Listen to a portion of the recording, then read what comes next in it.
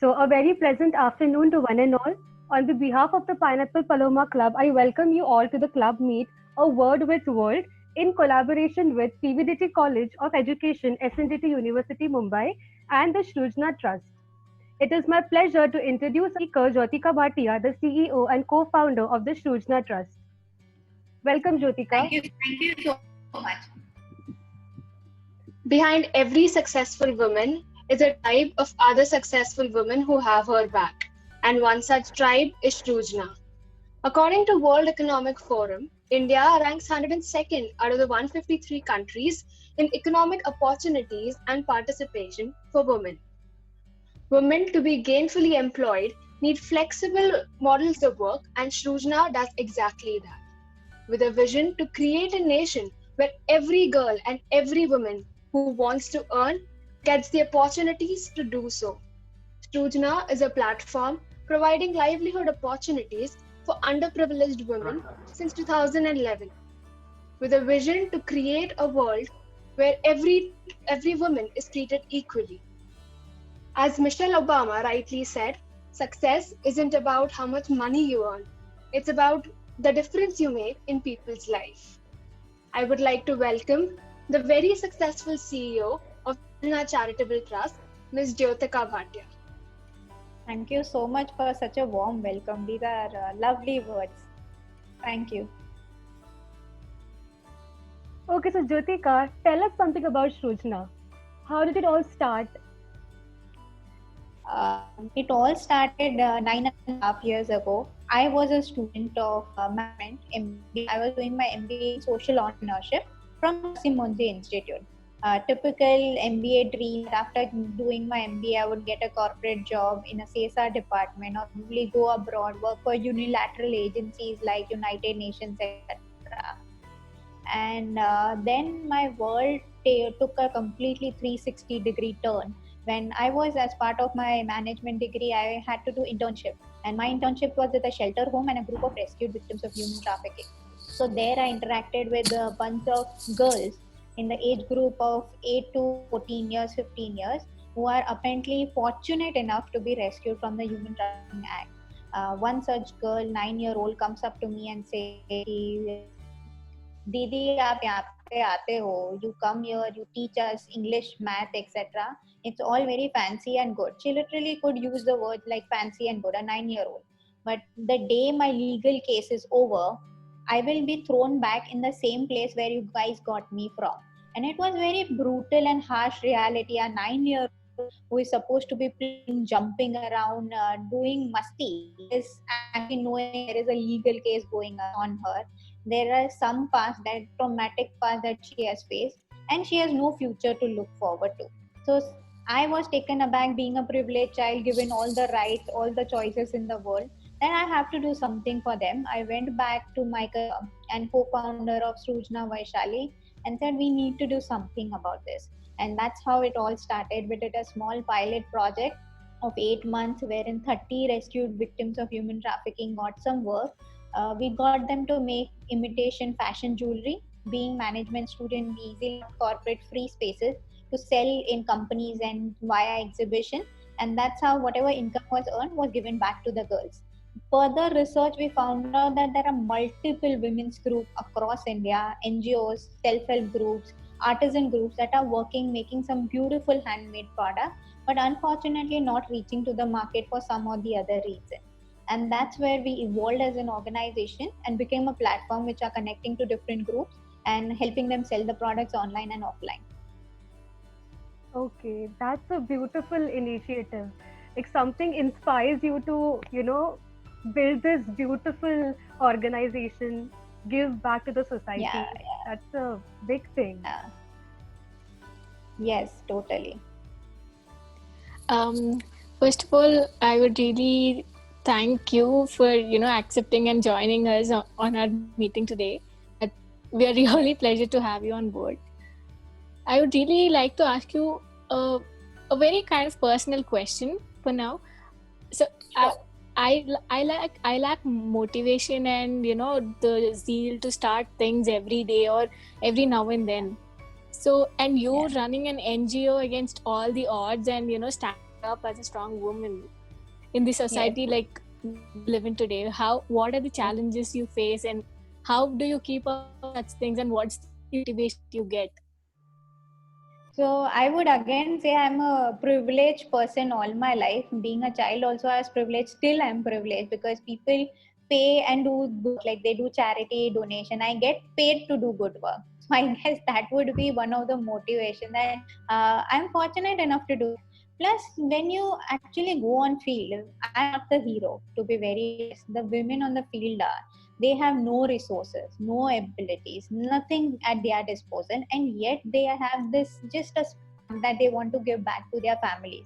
And once they start doing that, it doesn't stop there. Literally, I have seen women who didn't have anything for their families now are earning good and giving back to the communities, slum communities where they're residing. Rescued victims turn to become trainers so that their fellow rescued victims they can give back. So these motivational story from ground keeps me going. Monday is honestly like Monday blues, and every day I get to hear some women doing something, even during COVID. Like didn't have food to eat, their husbands lost, their brothers lost job, and still when we were distributing ration to their families, they were first giving it to the community, then keeping for themselves. So I honestly feel that it is a privileged thing to not feel motivated because we have everything with us. When you don't have everything and survival then that really stand out. And once you get that drive, you'll definitely get into that mode. I'm sure in once you find the place where you are motivated like this, doing this activity on Monday afternoon for young people, you could have been anything or just browsing Instagram for that matter. But something inspired you to bring this topic up and share it with a fellow colleague. And that is just motivation. That's it. It's as simple as that. So that is there. We need to find motivation amongst ourselves, and Absolutely. that's really good. That's a really good thing you spoke about it. Thank you. Yeah. Hello, ma'am. Hello. So I wanted to ask, how do you train underprivileged women? Typically, the way we do is we identify a group within a slum community or orphanage, shelter home where rescued victims stay, and 10 15 group women we get together, find out their interests. 90% of the time, say tailoring is something that attracts them. Sabko aata bhi hai and it is easy to learn. We go to the market, we would sell. Currently, you get cloth selling the most, so it was easy for us to do that. Even online. But in normal circumstances, in other circumstances, they tell us that they want to do tailoring food product, and accordingly we'll find a trainer for them. So it's been 9 years of journey, and now the trainers are from community themselves. Women have taken leadership role, and we rope them in. We hire them on contract basis, and there are two advantages. One, they know the community, so they can build rapport very easily, and they also themselves find an opportunity to earn a stable income. So it's a win-win situation for us to do that. Can you tell us more about how the NGO functions, like on a regular basis? A not-for-profit organization is absolutely like a for-profit organization. All the systems and processes and the departments are similar. We have an HR department which is dealing with all the HR issues. We have a marketing department because we have a product and have to sell product. And sort of fundraising and communication is also in selling only, promoting your cause, not a product or a service, but we are promoting a cause. So to start off with, it's very similar. We have only 3 types of registrations in India. It's a charitable trust, a charity society, or a Section 8 company. Charity trust requires only 3 people to start. Society requires 7 people to start. And Section 8 is like your private limited company, but for a cause. That's it. So under these 3 formats, anyone you can register. Most of our education institution, medical institution, everything is a charitable trust or a society and falls under the purview of not-for-profit organization. And we work for the relief of the poor, specifically women, and that's our objective. And rest, it is all the departments are running same. You can see I'm the CEO, like a normal organization. There is a CEO also of this. You're right. Okay, so Jyotika, one more personal question. Who is your role model? An ideal answer is Bhagat Singh. I always liked the spirit and the young fighting for the nation. He never said ki I will fight for the nation. He was the kind of a person who gathered everyone, brought that spirit along, created motivation in thousands, that ignited a fire in everyone. Everyone was very active post his demise. That you can see after 9 the spirit of independence great. So took a very big turn, and that's why I look up to him, that if that can do in those circumstances when it's so tough, and he was privileged family, his family was very wealthy, so even he can do it. He gave up life. I can at least give my life, live my life, and do this thing. Obviously, when you started this or during the process, you would have faced many difficulties or ongoing combats that you had to face and fight against all the odds. So, how was the journey in that phase? So typically what happens is when you start an enterprise, the credibility is, people doubt that it will sustain or not. Unfortunate True. fact is that 70% of the startups. So first 3 years are very critical, where you will receive support, where you will might have to invest all your savings. Your family, those one will ask you, "कर क्या रहे हो भैया? कुछ काम वाम है कि नहीं?" And being an MBA, it was tough because people told me, why are you not just getting a corporate job, a stable income, and why are you doing this? So those 3 years, it was really tough for us. I would say it went to 4 years in our, and that's when we really questioned ourselves that what do you want to do? There were months we did not withdraw in salary because the organization required me. And it really came that if I don't want Monday blues, I'm gonna do this for the rest of my life. Yeah. And that's it. And in India, there are many innovation centers that put startups and that support startups. Many mentors you will find linked. These days, social media is very good, so you can find them on Instagram as well. There are also international and national fellowship for students specifically. You can participate and be part of, and just take it off and believe in yourself. That is cliche, but yes, you have to believe in yourself. No one else will at that point of time. You are established, everyone will start believing. Everyone will start supporting you. But yeah. So, what were your main responsibilities initially, and what changed now?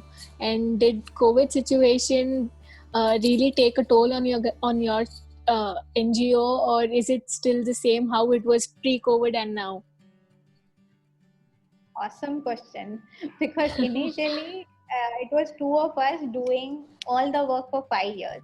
So हम ही office साफ भी करते थे और हम ही delivery भी करते थे of the goods and orders that we used to receive. We went to the charity commissioner to get the registration done, and we used to file the returns also. So it was that all the work was being done by us. Over a period of time, now you can see there are designations and all that have come in. So fortunately, there are a team that we were able to hire and work with over a period of time. Now we are a team of 16, and there are designated roles for each and every person. There are also a trustee board who meets regularly and takes the bigger decision, where day-to-day management is handled by all these team members. We also have 4 beneficiaries who have now turned into trainers, and they are on a contractual payroll. So all the training has been handled by them. COVID has been really changing our perspective, I would say. It hasn't taken a toll, because initially it was like kaise kam kya kam kare, but fortunately we have grown in COVID. We did shift for a bit. That our women were going hungry, their husbands lost job, their male members of the family typically lost everything. So there was no food, no ration. So we took on a ration drive, and we supported 12,000 families across India.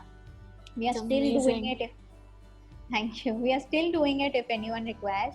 Then we had to obviously get back on our feet. Our women needed an income, and they were like, "बस हो गया, ration नहीं चाहिए, अभी काम चाहिए." So we started making cloth mask and khadi mask, which was very obvious move. And the way we do it is, some needy community, if you are aware of, and you come to us and say, "Look, there is a slum area in Dharavi who require masks."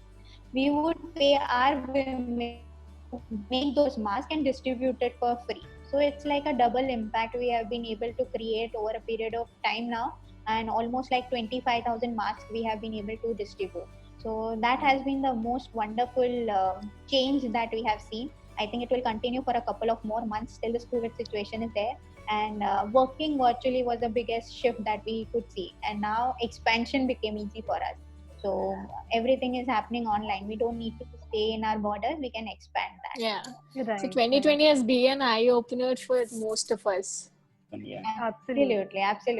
Human first has always been our approach. Now it became even more clear to us that humans will always be our priority, nothing else. Jyotika, Yeah, Sangeet. Yes.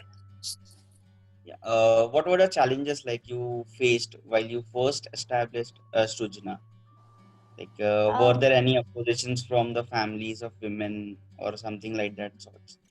Yeah, you nailed it actually. And this has been the challenge. Mindset shift, I would say, is a challenge from 2011 till now, and possibly all the organization working in this sector have been facing.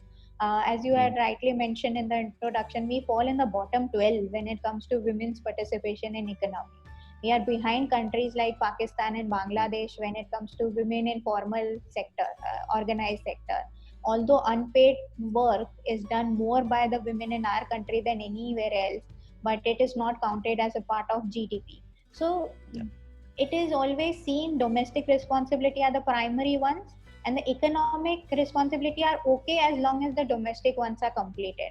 So women in the slum areas have a dire need for income. Their husband's income is not enough. Yet the family and the community mindset is, oh, women is earning. That must be, they must be in really bad shape. Even if that is not the case. And even if she just desires to earn her own income. And sometimes they want to earn 500 per month so that they can pay for their makeup or they can buy something on their own. And that is the biggest challenge that we have been facing since the time we have incepted this organization, to change the mindset of women first and then their families and communities so that they can smoothly go to work. And we have Like you wanted to empower them first.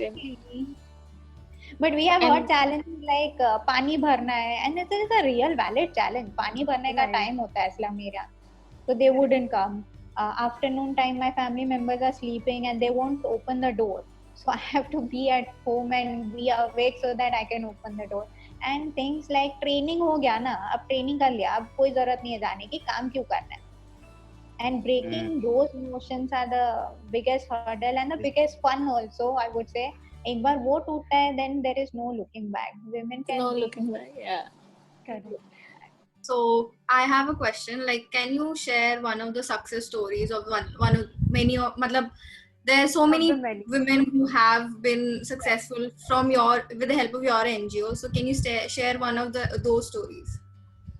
Yes. So obviously, as you correctly said, that there are so many women and every woman has a success story according to me.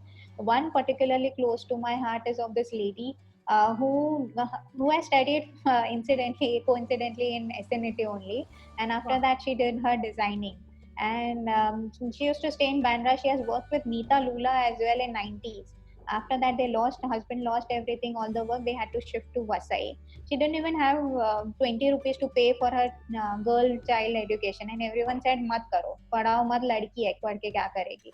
From that determination, the lady started a small self-help group, and today her both daughters have completed engineering. They are working for Infosys, both of them. And over a period of time, we have been working with her for past 9.5 years now, and we have seen her grow like anything. From a self-help group, she established a not-for-profit organization for women now, and now she is starting a business to provide work to the women. She has trained more than 5,000 women in her community, like Vasai Vira, Nalasopara area till Palghar, and nothing stops her. Like, I wouldn't be surprised tomorrow if she joins politics and stands for women somewhere. And that's her story. Like, and the husband is super supportive. He cooks in the house. Every time when we go, we have seen this in the past 9 years. He has never been afraid for her to go out and earn, or never been insecure about it. He has totally supported that. And that's the mindset shift that we are talking about. Correct. Yes. Exactly. So, I wanted to ask you if who is your support in your, like, I know obviously your family must be your support, so who all are your support, who you empower, who is the like people who empower you So I think my co-founder of this organization and my close friend Vaishali Shah, she has been the biggest support and the backbone of this organization and for me personally. She is a certified life coach and she has now taken on doing that full time.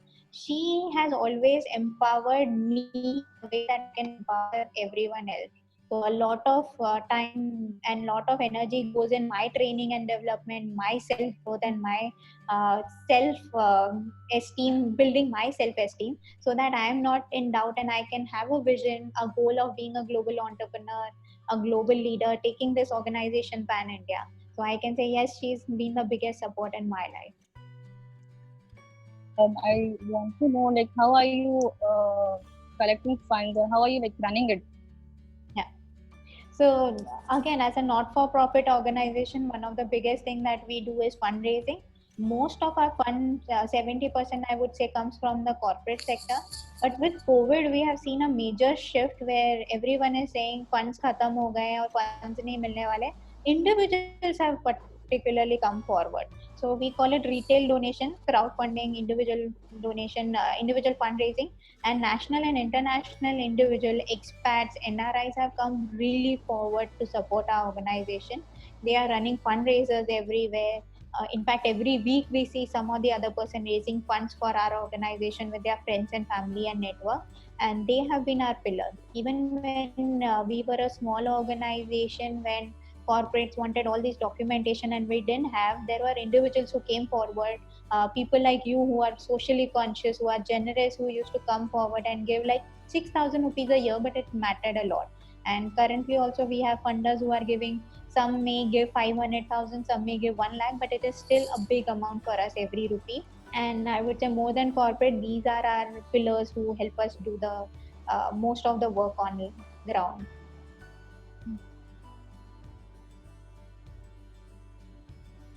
So, Jyotika, what can we as individuals and as community do to empower the women around us?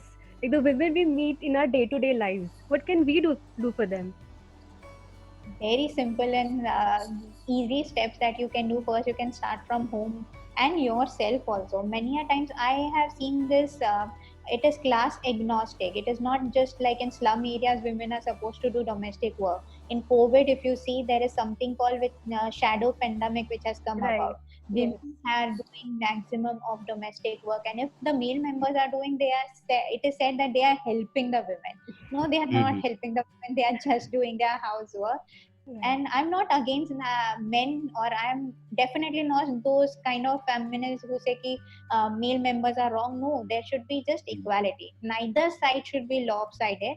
And when you see a women, just start empowering them by, you can even give them compliment, you can encourage them that they can do some kind of activity, whether it is for money, not for money, but for themselves. And this includes your house helps, everyone. Most of the house help are struggling with talking about or finding safe space where they can share about their domestic abuse. No one comes and says, and trust me, they are facing that, any kind of abuse. And it is so acceptable when we go to community. It is like, दीदी हम गलत काम करेंगे तो मर्द तो मारेगा. It is that acceptable. And it is happening all around us, and we either are ignorant or we don't want to step into it, because there are so many cases, and then police gets involved and all those things we want to stay away from. All you can do is give them safe space at least to share, and then empower them how they can deal with it. You don't need to help anyone. Everyone is powerful according to me, men, women, both. We just need to activate them. That's the only thing that we can do. Definitely promoting more and more the things that you are doing right here, like bringing up this topic which are very sensitive and social problem, is the biggest help you guys can do for a social sector. Keep promoting, keep sharing. That is the easy steps we can do. Definitely. This is an eye-opening session actually. A lot of us come across all these incidents, but we don't know what to do. Like, हाँ मतलब चल रहा है, and that's how it is seen. That it's. And in COVID, 70% of domestic violence has increased. लोग घर में हैं, frustrated हैं, they don't know what to do, and it just comes out in words or in beating. And we don't even know that is happening all around us. but having that space and making that yourself available to people, I'm sure will change. If we all come together, we are going to change the society for sure. Definitely. I would like to ask you a question. Sure. All of us would have faced, as in like would have heard stories or would have faced situations where we know that someone is getting abused domestically, or there is some sort of violence. We really want to help them, but then we're also scared inside ki, what if they say ki, why are you getting involved in our space? And that's Family matters. it's Yeah. none. Yeah, it's so how do we stand? I mean, how do we stand against all of that? How do we make them believe that it's okay to stand, it's okay to raise your voice and stand for yourself? So the way I do it, this is again my personal opinion. It may work, it may not work. But what you can do is first identify there is nothing right or wrong in this. It happens, and this has been happening since a very long time.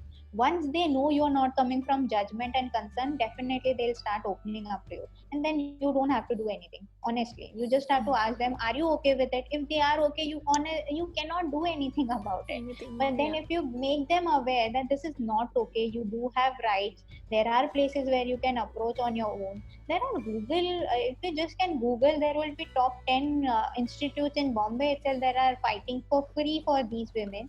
You can just connect them to those people. They are legally working organization. There are lawyers there, social workers there who can take it forward professionally, and we don't need to do everything.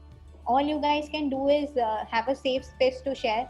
As I said, don't come from judgment. It is happening all around us. We might have been subjected to it some time or the other. We don't know. We don't even know about it. Right. And just think that it's okay. Let us see how we can help them. Coming from a helping point more than a judgment point is more important, far more important. Like it's like basically educating them with the basic things that Exactly. Even before educating them, just telling them, hey, I'm just here as a friend. I don't even mind if you are getting beaten, if you are okay with it. But if you want to do something about it, let me know. I will definitely stand with you. You would be actually surprised how many educated and upper class women are getting beaten up more than the lower class. It happens. It absolutely happens. Message I'd like to give to all our participants and all the viewers. So anything. Sure. I would just say women are powerhouse of energy. And once you ignite that powerhouse, there is no stopping. There would be no darkness anywhere on this planet, and you just need to ignite that. And it is not the job of women to ignite that power. Men can also do it. So when men and women will come together on an equal status, it will ignite some light that will never, our generations wouldn't see darkness then. The last question. How can the viewers and the participants volunteer? How can we work with the Srujna NGO or the charitable trust? Thank you so much for even offering that. And it will be our pleasure. Just drop in a message on our Instagram or just email us at info@srujna.org and we'll revert back to you with whatever opportunities we have. We have online and offline volunteering opportunities. Currently all online, nothing is offline. And different areas, different skill set, different cities you can volunteer in. Whichever is your area of interest and time availability, we will design accordingly.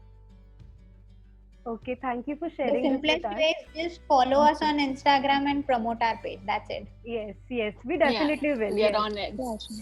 That's the least. Yeah. I would like to thank Ms. Jyotika Bhatia, CEO and co-founder of Srujna NGO, Communication and Fundraising Manager, Srujna NGO, Sneha Kevalram, Dr. Meena Kute, Principal, PVDT College of Education, Dr. Sanjay, Mr. Ramraje and the entire organizing team, members of the club, and thank you to all the viewers. Yes, Thank you so much.